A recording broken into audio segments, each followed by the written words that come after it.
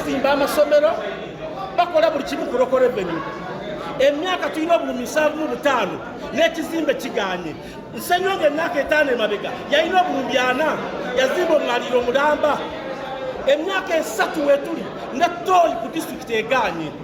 Ekirala ensonga yange eryemu mu budgeting oyo kawo technical oyo golaba yasoma akimanyi bulungi mu budgeting etandikira ku kyalo gweva ku kyalo negenda kumuluka gweva kumuluka negenda kugombolola gweva kugombolola negenda ku district yakawo Namanda agitandikidde ku district edde ku kyalo kati nza representing Nama oyinza okuba kungoda wansi kale wali omuganye ate tutwagala yaki tugoberera emitendera mumateeka bagamba procedure.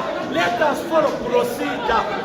I cannot have a budget conference without having the one of Nama, without having the one of Chambisi, without having the one of Nachisunga.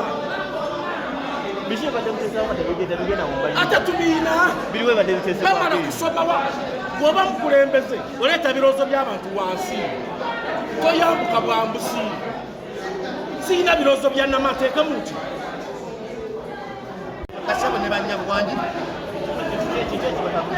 olunaku olwaleero lwaki tutabuse nnyo kweno budget conference tuyisiza ebintu bingi nga bakansalazi ebyatutuma abalonzi baffe naye tukoma kubiteekamu sente ne zifuluma naye tebabikola ne bakubanja ekintu n'obalaga n'empapula wabiteeka mu budget conference n'otaddamu kubifuna olwaleero tuganye nakasaba pulaani y'ekatosi mugoddeko ne tugiteekamu nga tawuni kanso tegisobola n'ensaba enguudo zange tulina omwala mu katosi oguyita mu katimba ogwagala n'otuggazaawo abafisaliza entebe negende disitulikiti sente zo ne zijja bagana gukola ate era nkomewo wano era nyise budget conference endala nze abantu bagambe ekatosi bampita obuzibu tuganidde eddala ne batwegayira waneweerofuli owaffe bakansala zitwateesa afuna obuzibu waliyo akasente kaffeeyo kajuna bakansala abalwadde abali ku uganda lwaidde emmoloka yamutomera tetulabako yadde ekintu n'ekimu yadde ka contribution kaako era nkomewo mpisa budget conference sisobola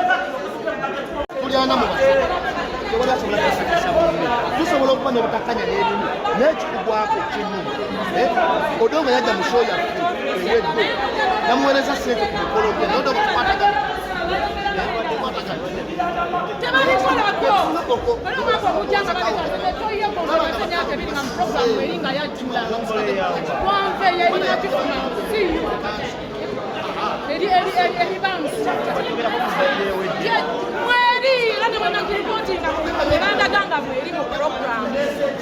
naye omwaka guli negwakama tebagikoze neguno era tebagikolako kakati nteeka ki mu budget conferences zijjakola ki nteekamu ki ekirala eri eyajjula abaana bagigendako nali ebintu ebikyafu biri kunda bagendeyo balabe oba si bwe kiri nze nasazimatasigiranga kifuna naddala matawuni kansa naye nze sisobola kweyongerawo okuteekayo kintu kiranga ebintu banga bikolako kubanga kabafukuza katego babiteeka ne babitulamu sente nezirita ate ne batabikola ate era ne babikomyawo nabeera mu kolongoto oyo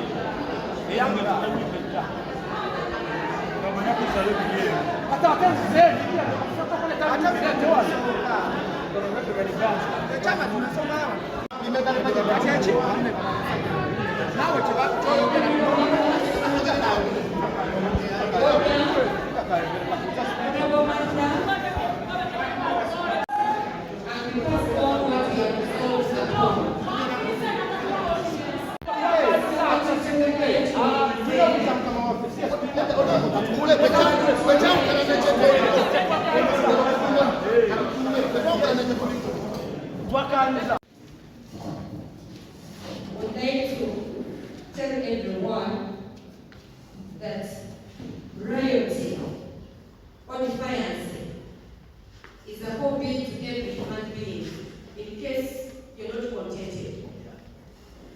So we came to this ground. We raised our voices difficult for us, but we're not giving attention. Early this morning, we convened. We called the planner, Collins, and he told us that he was already here. We called the cow, and he told us that she would not meet us because of the tapers that she had seen on other forums. So we decided that as the political head was here to deliberate, we had to show our dissatisfaction and good enough our voices are heard. We only wanted attention from the cow and other relevant personnel who are government to meet us. The cow, the CFO, and the planner. And all of us, the 43, we can't go in that dialogue. We have agreed.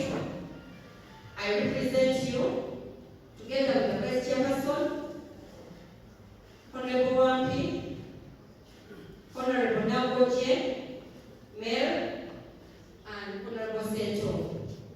Thank you so much. So after the meeting, we shall come back and we shall give you the update. Fena tugende kukibuka.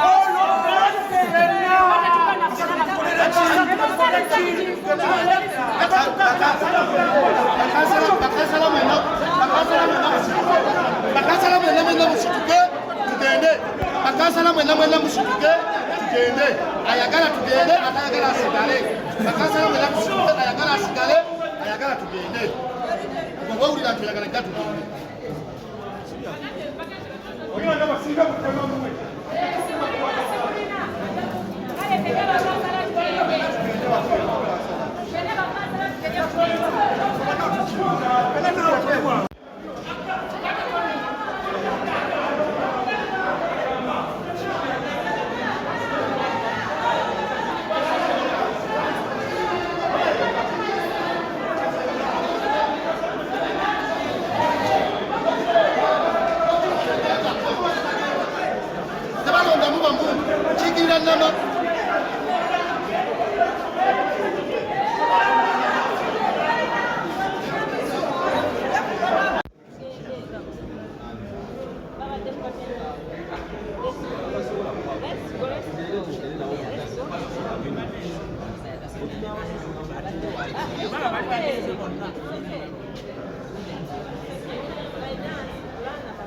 yatugambye talina kyakiwetaaza bakyali ku disitulikiti so ne tugamba kale katujje naffe tetwagala activity egyo naye twagala value for money twagala byetulowooza abantu bye batuma byetwetisse birabikire mu budget tusazewo tugende tumu meeting kuba yaganya otumiitinga nga leeri katugende tumu meeting ano bwagana otumiitinga activity bajja gyongerayo naye bwakkiriza n'atumiitinga ne bawuliza ensonga zaffe then tetulina buzibu n'activity genda maaso. Government today, as per the budget call circular, we had to convene the budget conference, which we agreed upon everyone, and the dates were communicated and invitations were disseminated.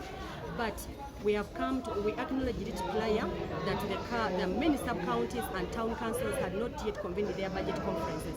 And yet it's from those lower local governments that recommendations are made that are incorporated in the budget conference of the district.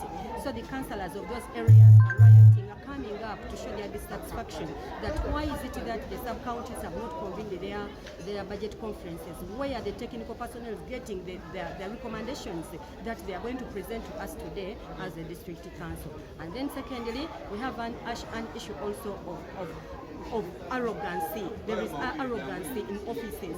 We quickly wanted the attention of the cow, but she deferred our request. So we had to show her that we are the leaders. By this act, we apologize. It's not good, but it's a way of bringing them to order in councils. Isn't this going to affect the budget process? Yes, it may affect, but we have resolved that we select a committee among ourselves. We have attention of the cow, the CFO, and the planner, so that they can incorporate our recommendations in the budget conference and the budgets that we are going to upload. But I am very much sure that much as this activity, much as we shall be, there is going to be disturbance, but it's not going to last for long. Apart from the issue of sub-county is not organizing the conference. Fund, the fuel, they were not captured. Then secondly, the issue of the projects that were in the previous financial year, that is 2021-2022, and they are to be incorporated in the budget of 2023-2024. But our disappointment, the activity was not done and yet money was issued. Like a particular tree in Gombe, that is Nagaramana Chief Master Town Council, so the project was not done. So that's why we are raising up our voices to show these technical people that we are not satisfied with the way how they are doing their work. So there was funds this part. They did not come to us.